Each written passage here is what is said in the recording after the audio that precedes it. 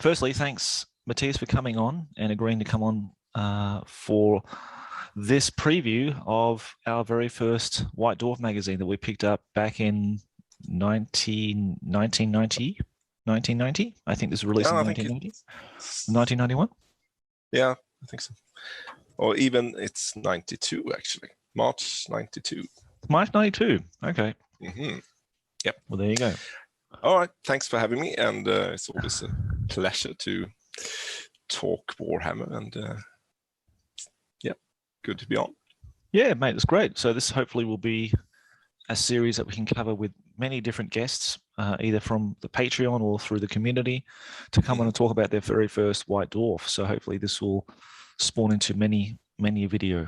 So yes, but maybe, you know, the inaugural video will be us. Yep. Yeah, at least. Yeah, a couple hundred of the best. But yeah. Now, Mattias, I'm going to ask you a few questions, mate, because you're the main guest, and I want to ask you a lot of things. So, you know, where did you come across this magazine initially? The first couple of magazines, I didn't buy them, so I don't have like memory, you know, going down to the store and getting it. It was a friend that got me into it, and he had, you know, a lot of the Rogue Trader stuff. So I mean, I'm sort of not, I don't have an exact memory of getting this particular issue, but when I'm looking through these early issues, this is the first one that I sort of recognize. So I feel that I have been looking in this before. So I think that is the first one I actually, you know, properly read and had some sort of relation to. So that's my conclusion. So I'm pretty sure this is the starting point for me. So I think it took some time before I actually went out and bought my own White Dwarf magazines. I was a bit cheap, maybe. So I had a friend who always got them each month. So I always read through his issues. Yeah, so that's sort of my start. And yeah, I think it's a quite memorable issue for me, you know, being into Empire big time in the old days. And also it's a lovely cover. It's quite cool. And yeah, so I recognize the cover pretty well as well. What does this cover invoke in your memory? What is it telling you? Yeah, I mean, I just, you know, looked at it, and I think I hadn't actually played any of the Games Workshop games at this point. I was, you know, getting geared up for it.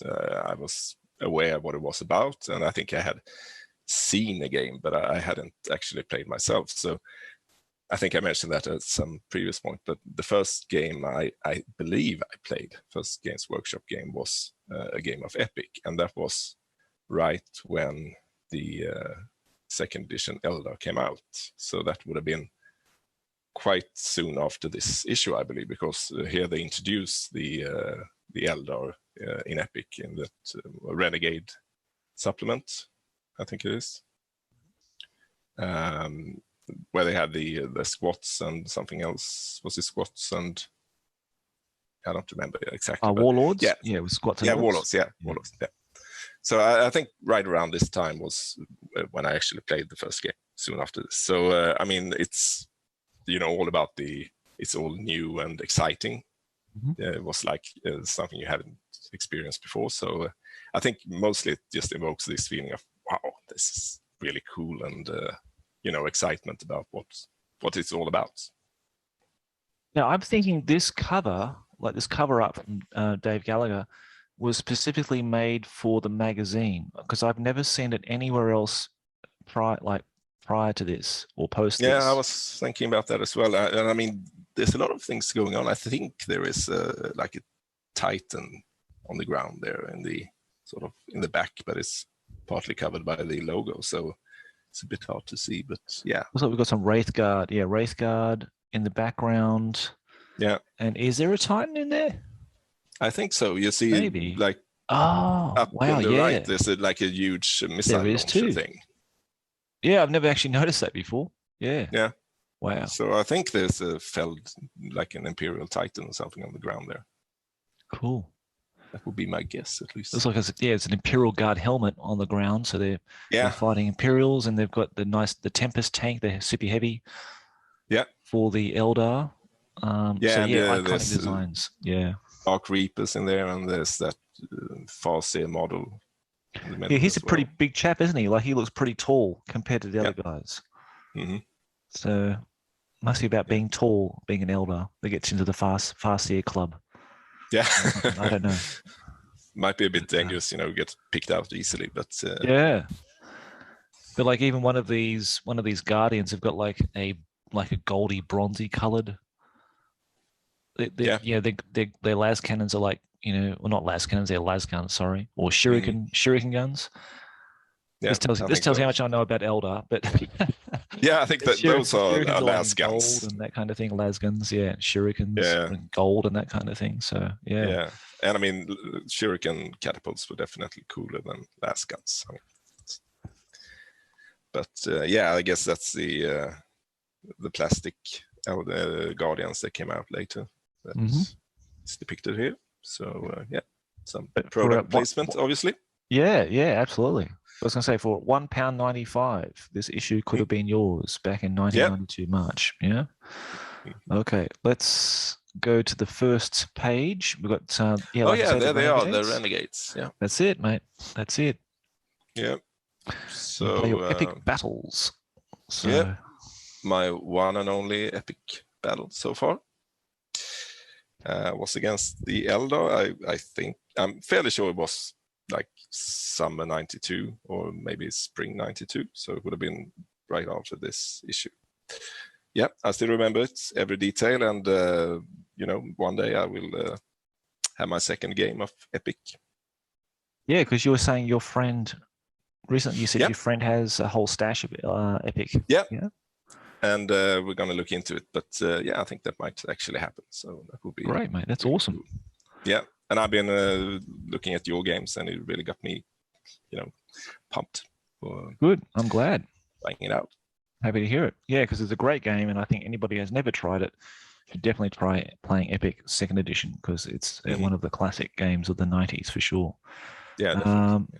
So apart from the cover and the index of all the different articles covered in here, we've got the photographs, like the mug shots of all the usual suspects down the bottom.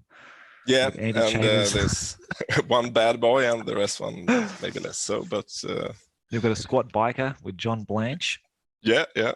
Andy Chambers, like the ravening horde of Skaven that he is. Yeah.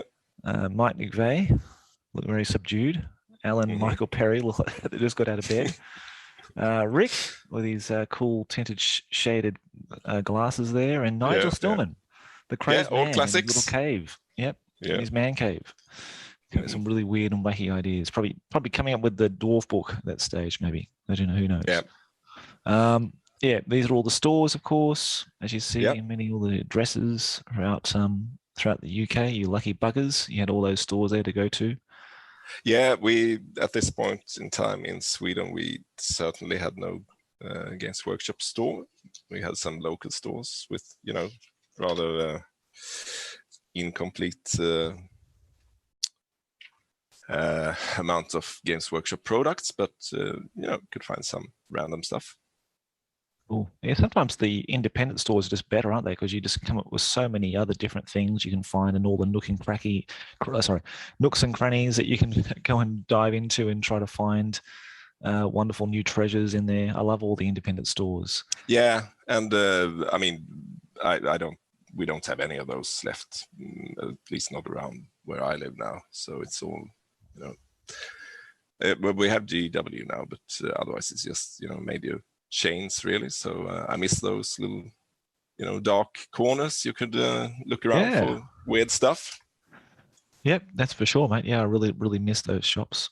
But, and the staff were usually not very helpful at all. It was sort of like you came in and bothered them while they were doing their stuff. So you were offending them for coming in, and buying things off them. So maybe service wasn't their main thing, but it had its charm. Have you ever seen Black Books as a UK It was like that. Would burn it. Yeah, that's kind of like that. Definitely, they were playing their games and they were looking at you. What are you doing here? Yeah. Why are you giving me money? Why do you want to buy things? Yeah, I'll Go give you away. money to go away. Yeah, that's right. Yeah. Now Ken Martin. Now this is about the US and Canadian Golden Demons 92 Grand Finals. If you've ever been to one of these Golden Demons, please let us know because I'd love to see it. It was a day after my birthday on the 25th of April. Oh yeah, in Baltimore. So it'd be wonderful to see or hear from people who have actually attended these events because we never did, and we did see some coverage in the White Dwarves on occasion, but we never really get to hear from the people. Yeah, no, I never got close to one of those. I mean, it was just some mythic event that took place each year. So would have been awesome, but was a bit of too much of a commitment to go anywhere to either the UK or the US. So still a dream. Yeah, for sure, mate. And if Kent Martin is ever watching this video, please get in touch because I love your Dark Elf army and I hope you still got it. It's the only time you're ever going to hear me say, I love your Dark Elf army. Dark Elf and love at the same time. Yeah. All right. So here we've got Space Fleet. Yeah. Have you played this one? I have not. I actually have the box. I'm not even sure when I got it, but and it's I remember looking into it when I got it. So there's not a lot of things, and I think I might be missing a few things, but it was a very simplistic game, so there wasn't a lot of content in that box. So, some rules on the actual box, and there was some weird thing to when you decided if you hit, you sort of rolled the dice inside the box and it landed in different fields. It was weird mechanics, but I never played it, and it's just a cool thing to have in the cupboard.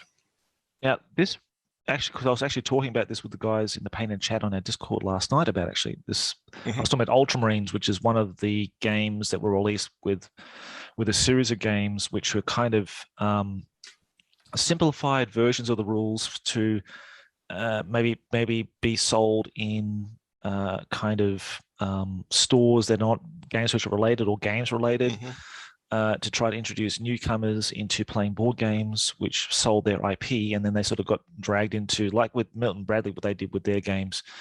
They sold like a game which was like Space Hulk, but it's called Ultramarines, and I picked it up when I was about 18 or 19 or whatever. And I was actually younger than that, 17, I think I was. I was in still high school, and I absolutely loved it. We all played it during our school summer break. It was fantastic. So there was a series of these games that they brought out, and I didn't realize until just yesterday that there was an original Battlefleet Gothic. I had no idea. No. And Space Fleet was the simplified version, everything in a box, a smaller box type game with the targeting system inside the lid of the box where you throw your dice, as you say, and it hits or misses, and on the dice is the score of what you hit it by and that kind of thing. Yeah, it's I don't think that's the best system ever. It's I loved it, man. It's good. I really want to play it again. I think it's fun, but I don't know if it's good. But okay, yeah. I mean, you could be really janky about it and try to put the dice into the hit locations or whatever. But if you did it because it says you put your hands 30 centimeters above the box in the center and then drop your dice. I know people could exploit that in ways, but it was fun. Yeah, because I actually just tried it for fun, and the problem is my box cover is warped, so everything will end up in the corners. So I don't think that's very good. And I think those are the misses. So everything is going to miss if I use that technique. Yeah, moisture and condensation will definitely ruin those boxes, unfortunately. But great series of games. Okay, now we're coming to the Space Marine article, Avatar and the War Walker, with some iconic art by Jez Gooden, the founder and creator of the ELDAR. And this picture of the Avatar, I just love. I just cannot think of another picture apart from Mark Gibbons that did the Avatar justice.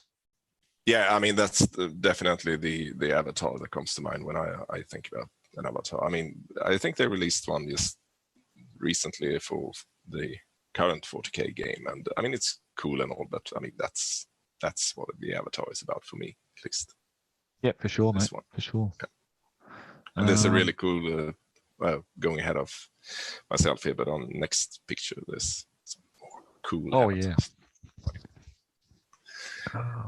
Yeah, John Blanche at his finest. I think these kind of pictures that he did, and he talks about it in a White Dwarf I was reading just about in like an Illuminations kind of article when he talks about his artwork and his transition into these kind of large scale battles with using pencil and graphite and that kind of thing. When he's moving away from color at a third edition into more of these big mass battle things. And I think it's John's strength. I mean, these illustrations that he did are my favorites for Man of War, for Epic, for all systems that I can think of. I'd love it for Warhammer Fantasy, for 4th edition. Oh, fantastic! So much detail. So much going on in these pictures, and I mean, you can just look at it for long time and find new stuff all the time. So that's pretty awesome. I'd be really interested to know what the actual original artwork, the sizes of them would be, the dimensions of these artworks would be. Whether they were like on a large canvas or just in I don't know if any of those have come up in these original art pages. There are a couple of, I think, in Facebook. Didn't you have a guest on talked about those? Yep, that's right. I'm not sure if any of John Blanche's stuff has come up, but I'm not sure. I really don't know. I have to ask him about that actually. And to see what happened to these, whether they're still around. I hope they didn't get put into the skip with a big skip incident. I mean, that would be absolutely tragic. I hope they don't. I think John would have kept all these. I mean, there's a lot of work behind these, obviously. So let's hope. So I think he would have kept it, mate, because as far as I know, he's still maybe he retired, but I think he still works for Games Workshop. I think his name pops up once in a while. So, Okay, so these are the ELDAR CraftWorlds. So my friend Chris was really intrigued by the ELDAR when he read this article in this magazine, and it prompted us to start Space Marine Epic. And he, of course, took on the ELDAR because he really felt some kind of link between himself and the ELDAR or whatever. He just loved the backstory, loved all the CraftWorlds and the iconography and everything about the style and design about the ELDAR. So that was great. It was a great starting point for us. Mate, do you have any sort of fond memories of this? Oh, yeah. Actually, I think my strongest ELDAR memory is from another magazine from about this period when they talked about like the fall of the ELDAR, and they had a couple of pages with sort of more of a story. But I remember this one as well. And I don't know, do you know if they sort of fleshed out the CraftWorlds prior to this article? I don't know if there wasn't that much in like Rogue Trader, was there, about the actual CraftWorlds? Or if this sort of That's a good question. That's a really good question, because I was actually going to ask you the same thing, whether this was the inception of the CraftWorlds or whether it had been, like you say, fleshed out. I think maybe Jez would have had a big part in this more than any of the other designers or whatever at the time. But I think Jez had full control over how he wanted the aspects and how he wanted all the CraftWorlds to be and what they represented and that kind of thing. I don't know if this was the inception or whether they had, or if there were articles before this that went through the Rogue Trader ELDAR. I can't bring something up, but maybe it was,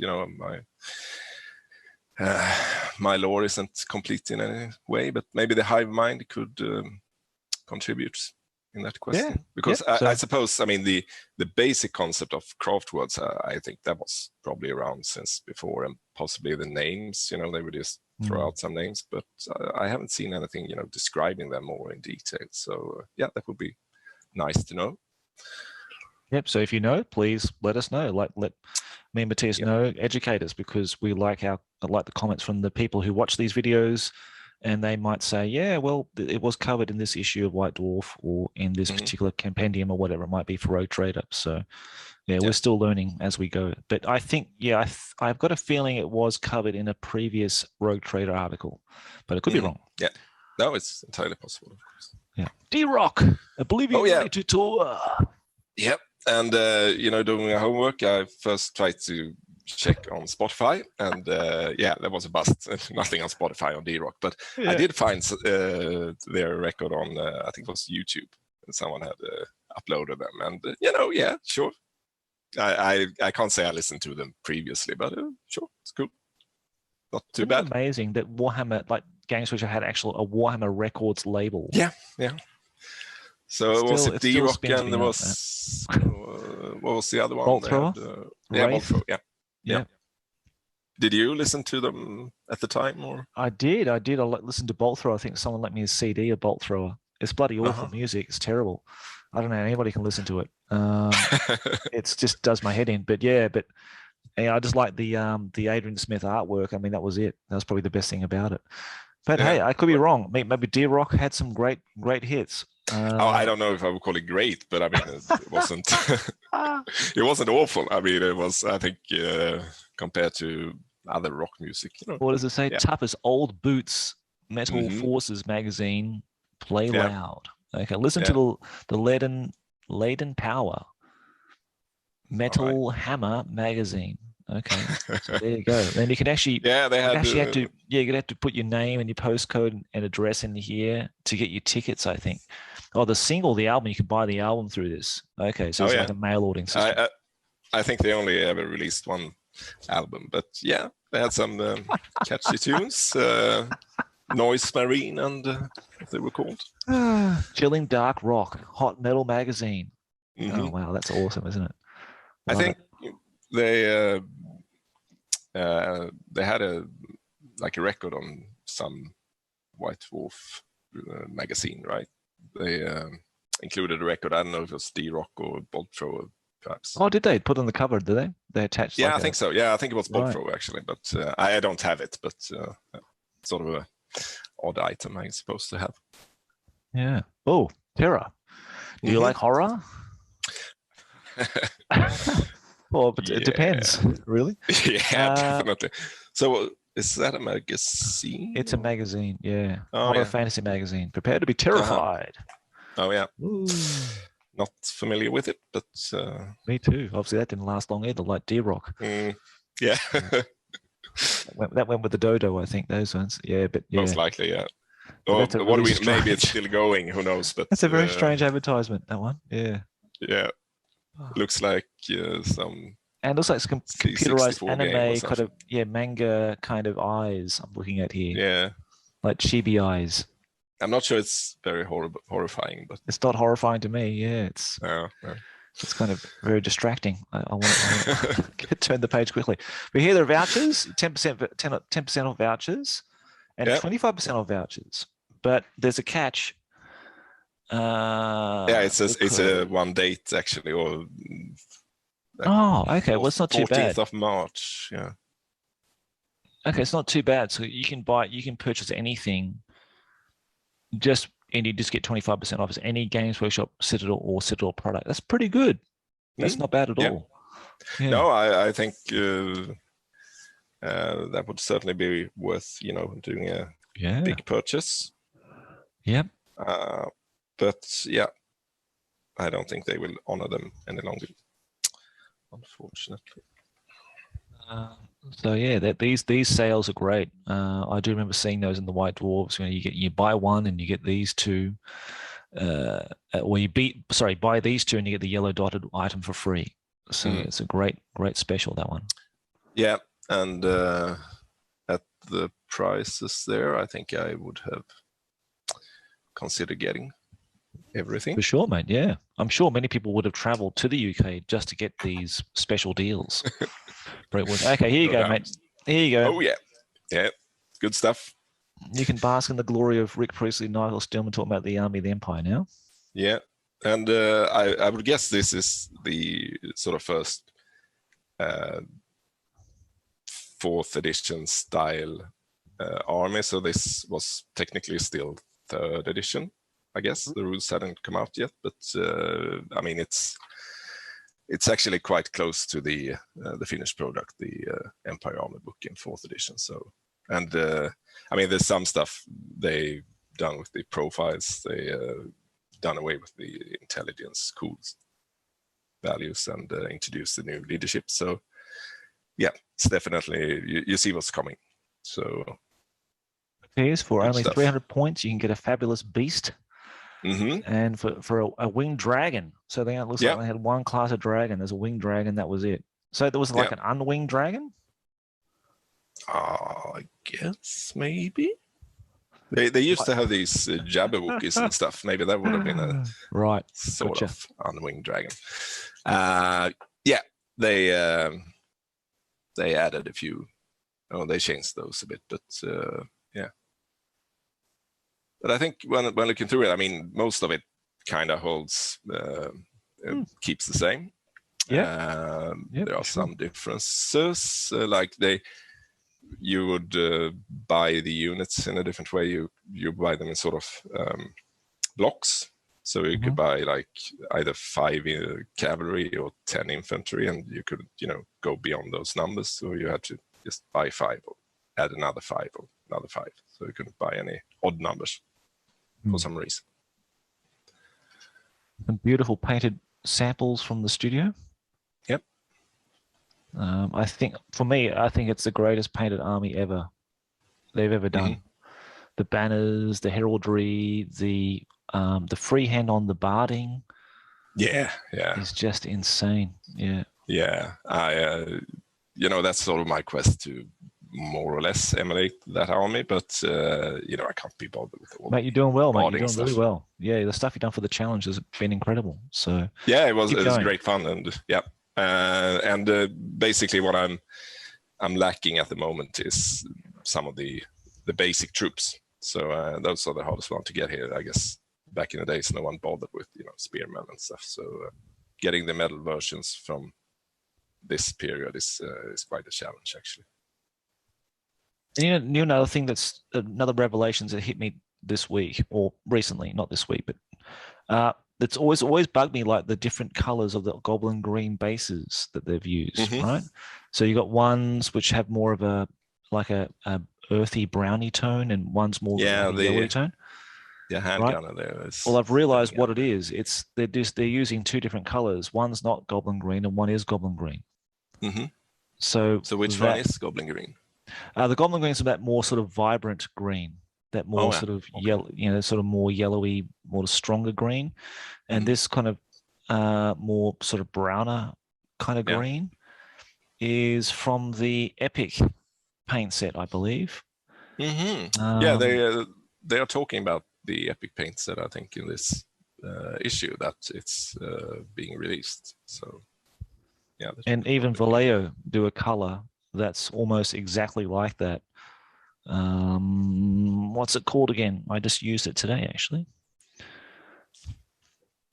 Yeah, and I'm using the Vallejo that's actually called Goblin Green. So that's my Goblin Green. I know it's not an exact match, but works. Camouflage green, mate. Camouflage green. From Vallejo color, and I think that's an identical match to what they're using, which is the other color, which I'll have to pull out of my paint pot. This is a set you sent me, mate. You sent me the Epic set. It's actually in there, so I love that color. I absolutely love it. Yeah, I'm happy to see it's being used. Absolutely, mate. Yeah, beautiful.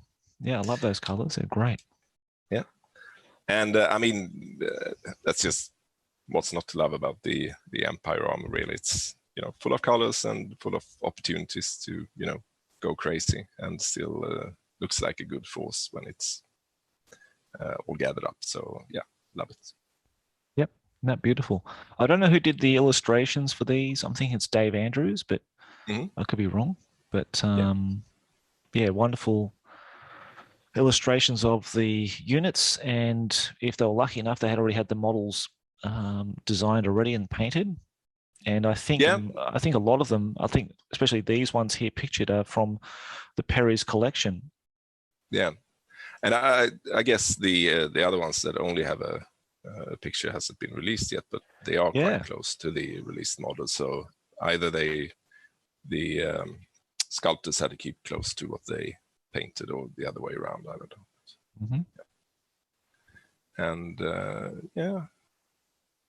I guess stat-wise, there's sort of what they ended up with. They had a bit of an odd kind of champion. Sometimes they call it champion, or they call it captain, or whatever. And I think you got them in that you bought 5 minutes and you got this champion that's sort of a mix between a champion and a hero, I think. They have a bit weird stats, vary a bit, but yeah. And also when you look at it, I don't know much about 3rd edition, but it seems like, for example, saves work differently, that strength didn't actually modify saves. Oh, right. So they say like a lance, it gave a minus on the save, but it doesn't seem like strength did. So I guess back in the day, save must have been a lot better than that. So, yeah, these models are beautiful, aren't they? Yeah. I mean, the Reichsgott is definitely one of my all-time favorites. They don't move very fast. They only move 3. No. That's like dwarves, but yeah, they're lovely models to look at, that's for sure. Yeah, and I have a fair-sized unit, and it is mixed between those and the earlier Marauder knights as well. So I think they mix pretty well. And I think they include almost all the choices that ended up in the rule book. I think the only thing missing is the Outriders, one with the repeater handguns. Oh, right. Yep. I think everything else is there. Empire Dwarf regiments even in there, eh? Yeah. And of course the halflings. Yeah, quite worth the points. Yeah, for sure. Ballistic skill 4. That's great. Lovely. And the war wagon was a bit different. It was sort of a cannon and some guys with guns. So the finished product was more these weird, wacky stuff. Man catchers and things. Yeah. Yeah, you're right, because they only got the Pistoliers, haven't they? They haven't got the Outriders, have they? Yeah. No. So, But it's a great source for banners, like, because people say, the Empire book didn't have banners. Well, this is a great resource for you to go and copy and get a high res copy of this particular issue, and you've got lots of different banners you can use for all your regiments. So yeah, I think I'm gonna do the Winged Lancer one. I've been thinking about. I couldn't really find any motifs, so I think I gotta make a copy of that one. Yep, nice, Matt. Ooh, Gold Demon 92 Grand Finals, 5th International Citadel Miniatures Painting Championship. Don't miss the biggest Games Workshop event ever. Yeah, I wish I had the chance of going to these, because they would have been just amazing. Well, I did get to one. It was like 95, I think, but the early days would have been awesome. Yeah. So did you ever get to go to a Golden Demon? No. Never? No. Okay. No. Too bad, but that would have been great, but no. I was marveled of the pictures in the in White Dwarf when they covered it, but I never got around. Another awesome, iconic John Blanche illustration here of Karl Franz. Yeah. So they go through some of the special characters, and I think they're pretty much identical to the finished product. They add a few in the army book, but yeah, the ones that are here is pretty much the same. Here we go. We've got Ludwig Schwarzhelm. Yep. He's mentioned here. And they mentioned that electric counts, but I don't think they mentioned all of them. That is. No, I think they're more of a, you can have as many as you like, so they're just sort of a hero class of some sort. Yeah. And the Battle Wizard worked a little bit different, I think, but and the Ice Queen, yeah. Yep. So very early conception of her magic. Yep. In here for 3rd edition. They only have like 5 spells. So they added a few more. And I guess the old magic system is still around. There's magic points to cost 8. I don't know how that works, but yeah. Yeah, I don't know. obviously a How, bit I don't know how different. it works, mate. I have no idea. No. So. Yeah, it's a really cool model. I think you talked about trying to get her. Did you have? I did. I have acquired her thanks to Gertjen in the Netherlands. So we're going to do a trade for that for a high elf musician. So thanks, GJ, for that, mate. So look forward to getting her and eventually painting her because she's a really beautiful model. She is. Games wise, highly questionable, I would say. Probably not the best idea to put sword for 100 points on someone that has like weapon skill of 4 or maybe 3 in the finished version. Yeah. So I mean, cool. Yeah, but from a like tactical perspective, not the best choice. But yeah, I will definitely try at some point because at least in the in 4th edition, she was the only way to get ice magic. I think in 5th edition, they stated that anyone that can use battle magic can use. Right. Okay. So gotcha.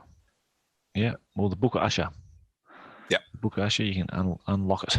Yeah. Yeah. So cool. Now, if you want to work for Games Workshop, here are the career opportunities. You've got trainee store managers, a sales assistant, telephone sales staff, and mail order staff. Mm-hmm. So all so was that how you got into it? No, it's not actually. No, I walked into the stores. I walked in the stores in the UK, and I applied there in person to the manager, and they just gave me an application form. I filled it out.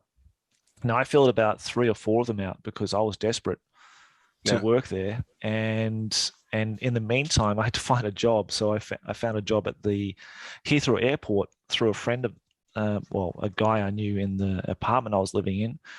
And it was like one of the worst jobs I've ever had. And I just couldn't wait to get out. It was like night shift. It was terrible. Okay. And then I walked into the Oxford store and the manager said, "Oh, we've been trying to contact you. We want you to come in for an interview." It's like, oh, thank God for that. So, and I got the job straight away. So yeah, but great time. Yeah. Now this is a little bit after 92. This is 94, but still, a great time to be working for GW then. Yeah, I can imagine. Yeah. So here we go. Marauder Miniatures, one of my favorite companies. Now these were I wonder how long they kept this divide between Marauder and Citadel. Maybe for a bit longer, but it's weird because it's all made in-house. Like they were making it inside the studio. They were part of, they were on the payroll and everything. As far as I know, it was kind of like the equivalent to Forge World, but at this time they were just basically making ranges of models that weren't made by the Citadel design team. So they were just covering all the holes, basically filling the holes and gaps with things that you couldn't get through the regular catalog, or just expanding the range. For example, they probably made Minotaurs. Well, I don't know if they made Minotaurs. Of course, they had like Jez Goodman's Minotaurs and that kind of thing you could get. But then they brought out these variants that you could buy. Yeah. And of course, the best Alan Morrison's and Colin Dixon's dwarves. Yeah, I mean, those are, for me, they are the definitive dwarves, and they are the reason why I started a dwarf army not too long ago. So Oh, nice. Good, man. Good to hear. And I will say again, the Dark Elf shields, you can hear me say it again, I love the Dark Elf shields. Okay. In the same sentence, that's twice now. Yeah. Dark Elf and love. There's a lot of love going around. A lot of love, but I do love those Dark Elf shields. They were the best for Marauder. Yeah, I love them. I have a bunch of the dwarven ones, I think. Yeah, I didn't really like them. I really didn't like the dwarven shields. One looks distinctly Bretonian, I think. Yeah, I wasn't super fan either. I don't think they looked horribly dwarven. Because I don't know if you remember that Golden Demon entry. Someone entered. It was. I'm going to think of his name in a minute. I know it's gone. We'll come to it anyway. I'm sure we'll get the White Dwarf that had that entry in it, but he had he won Golden Demon with his dwarf army.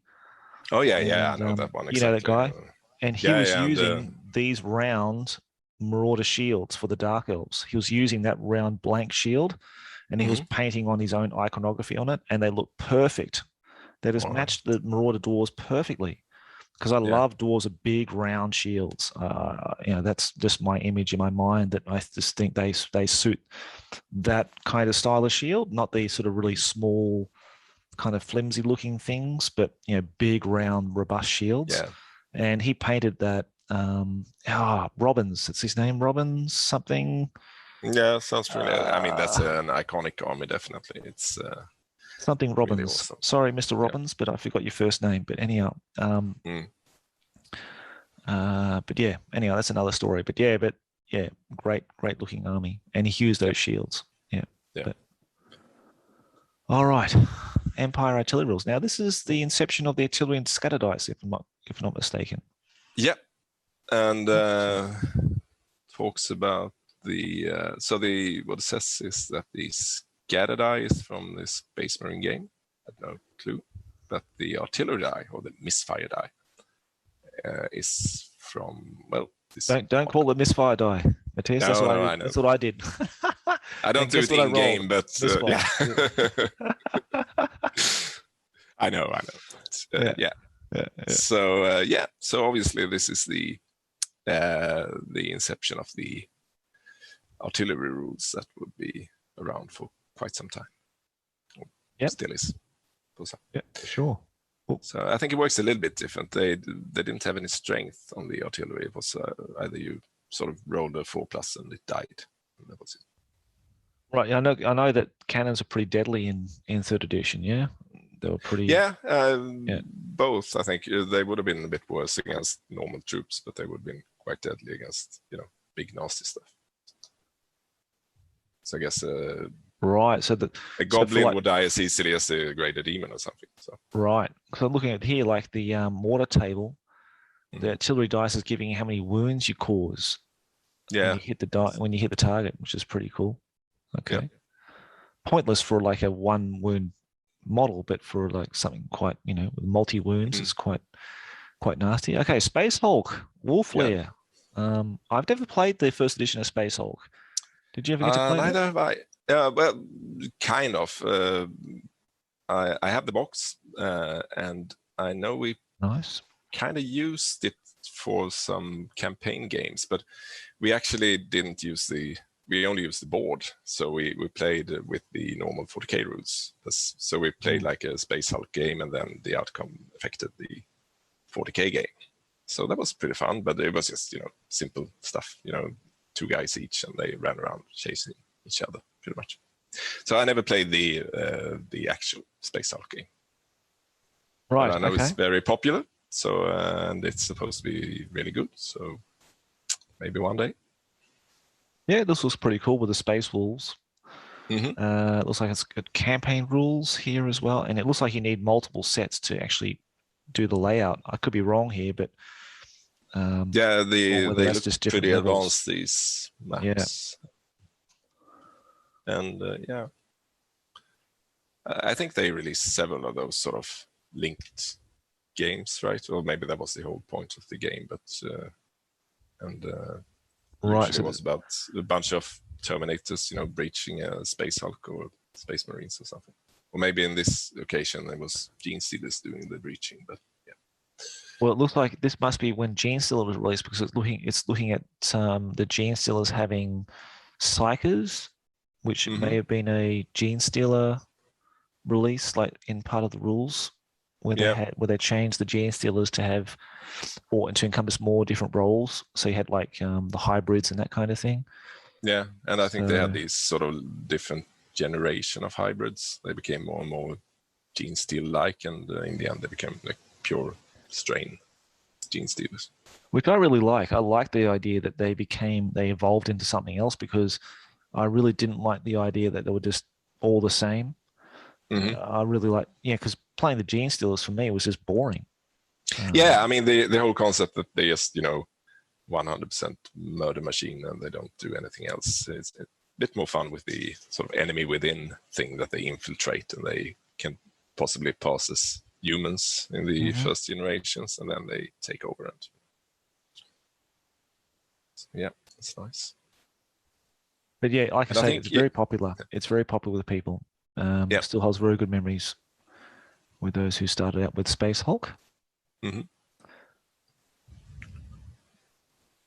And I don't know how the newer versions, how much they hold true to the original one, but I mean, it's still sort of alive. I had the third edition. That was my first introduction to Space Hulk playing third edition, which apparently holds true to Richard Halliwell's rules for the first edition of Space Hulk, which is this one.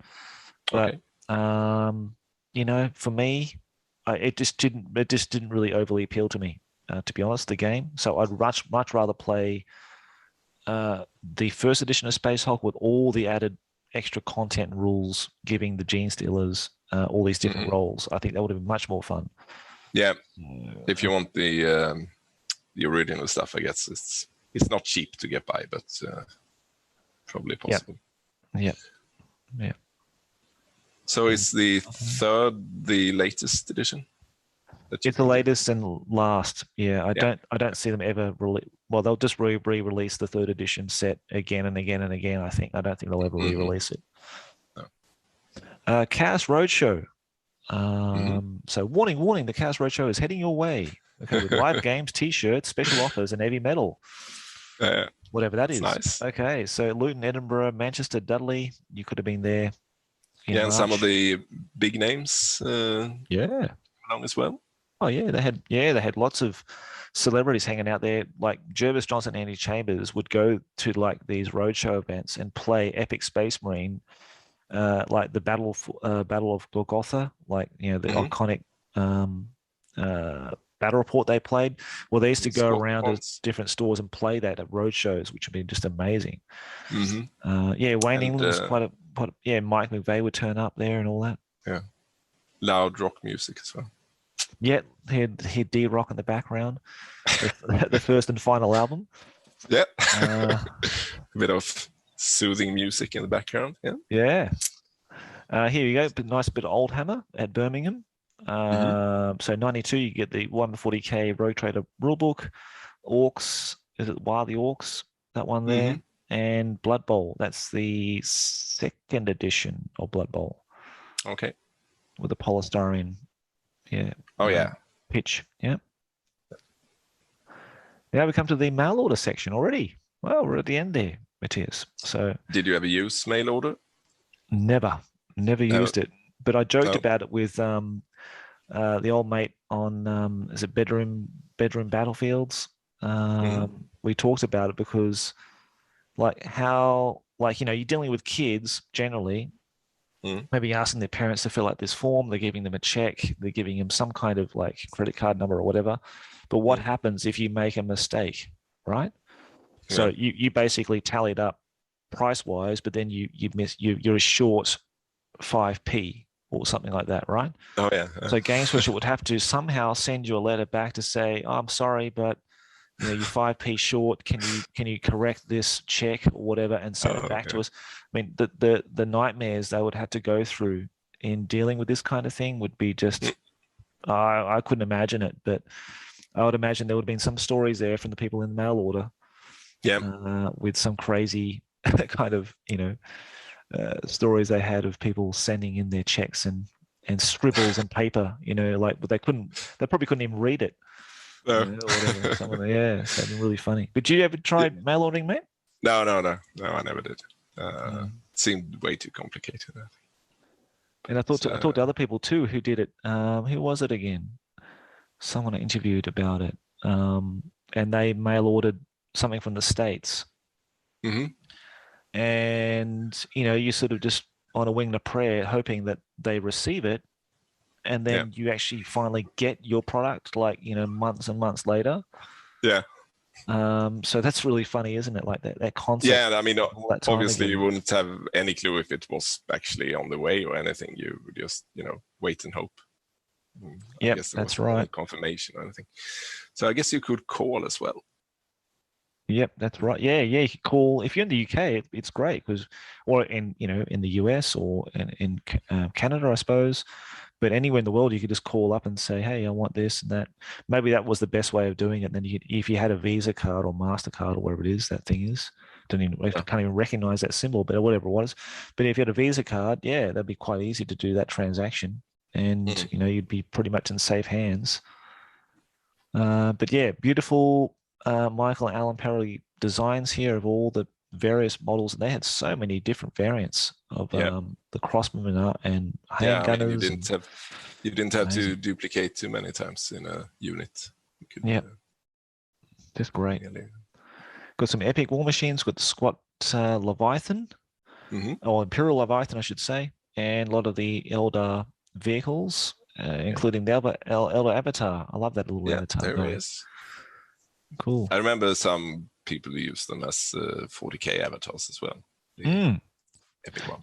Yeah, I actually prefer using the big avatar, the original Rogue Trader avatar for epic, because he should be, because the other models were like the demons for Chaos were 28 mil, but the avatar for some reason was a lot shorter than that, a lot smaller. So yeah, using a 28 mil model seems appropriate. Yeah. Kev Adams Detention Flamers, awesome models. Love those. And some Space Fleet Tyranid and Imperial ships. Yeah. The Gene Stealers, here we are. There's your face huggers. Yep. A lot of hybrids as well. Yep, hybrids and everything. 20 to choose from. That's good. Hybrid number 1 and hybrid number 2 are probably one of my favorites. Some of my favorites. Well, one they included the arms, so you didn't have to go and try to source plastic arms from anything or anywhere. But yeah, they were just the coolest looking guys. Yeah, and I mean, some of them look, could probably pass for human if you look too closely. And the Terminators, I remember getting some of these when I was about 17, 18 and painting them terribly. Yeah. But yeah, lovely miniatures. Yeah, I know one of the guys in the group, I know he had the box, and so I must have had the minis as well. So yeah, pretty cool art cover. With a back cover on its side.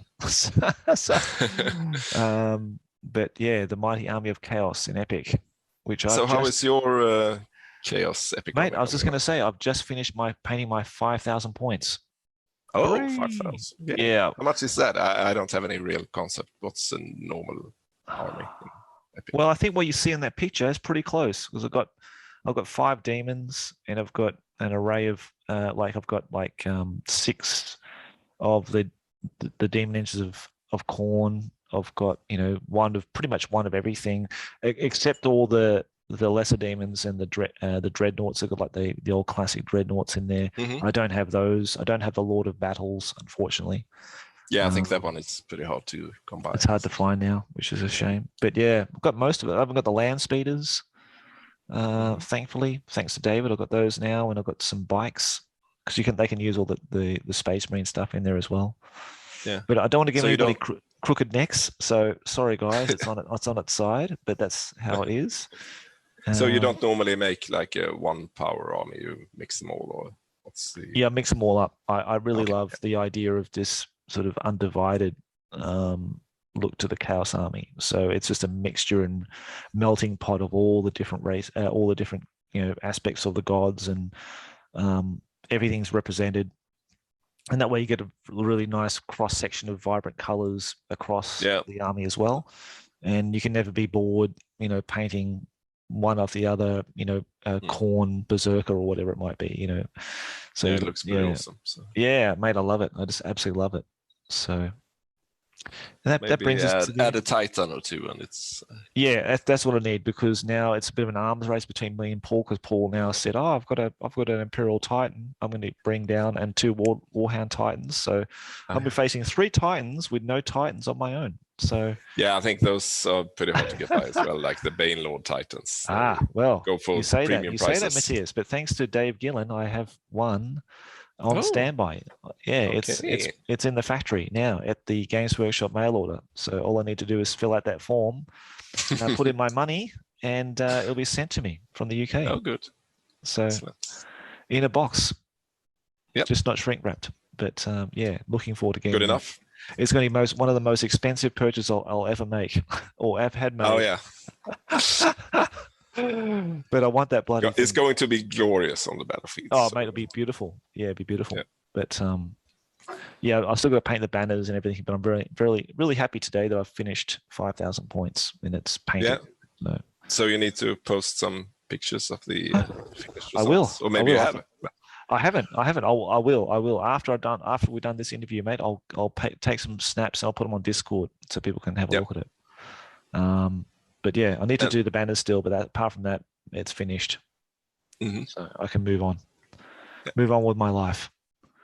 So what's the next big project? Let's see.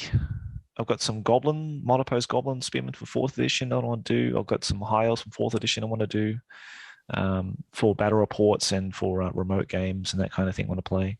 We've got our remote game play. What are we talking about? We've got our own. I'm just doing my Spider Riders now with a banner and everything like that. So it's coming up. Yep. So it's coming up this Sunday, which I can't wait for. Which will see us playing some goblins and all cavalry list, which would be quite hilarious against your skater, mate. Yeah, so it's not going to be much of a horde army for the goblins, but it's going to look awesome, I think, on the field. Sure. And I'm going to make sure that they get a warm, crispy welcome from the warp fire throwers. I'm going to say the warp fire throwers are going to tear me to pieces. So I'm bringing trolls and I'm bringing, Grom the Paunch, and you're bringing Ikit Claw. So magically flying, so it'll be just insane. So like I say, it could be a very quick game, mate. It could be a very quick game. But it can go both sides. Skavens aren't known for their resilience, really. So things are going to happen. Yeah, mate, I can't wait. Honestly, I can't wait for this to come. So it'll be awesome. And and not only that, but after that, looks like Paul's coming over for a late night game, and we're going to play Chaos against his Imperial army. So on the same day? The same day. Oh. much to my wife's disbelief, but yeah, he'll be coming over. Because we're really squeezed for time, and he hasn't got time anymore to come over, so because he's busy at work. But yeah, that'd be awesome. So yeah, if I feel like it, I'll probably just stream it. I think I might just stream it. Yeah. And so people can watch it at their leisure. So it should be fun. Yeah, looking forward to it. So. But thank you very much, Mattias. It's been absolutely awesome to talk to you, mate. And thank you again for adding your expertise and your nostalgia to this first inaugural White Dwarf unveiling, flipping, and flicking. Hopefully, many more will follow. Many more will follow. Many more will follow, I'm sure, because we'll get more people on, talk about their first issue. Everyone has their first issue. It won't be 147. It will be something else, which is great because, we want to see what you had for your first issue and go through the pages and, bring back some good memories for yourself and some other people out there. So, So anyone listening, just take the chance and add in. That's right. You've heard it from Mattias that he's had a good experience here on the Crown of Command looking through White Dwarf 147. So if you want the same, please get in touch. We'll do it together. So that'd be great. Good. Okay, my good sir. Thank you very much again. Take care of yourself. Have a good day or evening. And I'll see you on Sunday for our battle. Okay, looking forward to it, mate. Sure. Okay, then take care. Same. Bye. Bye, mate.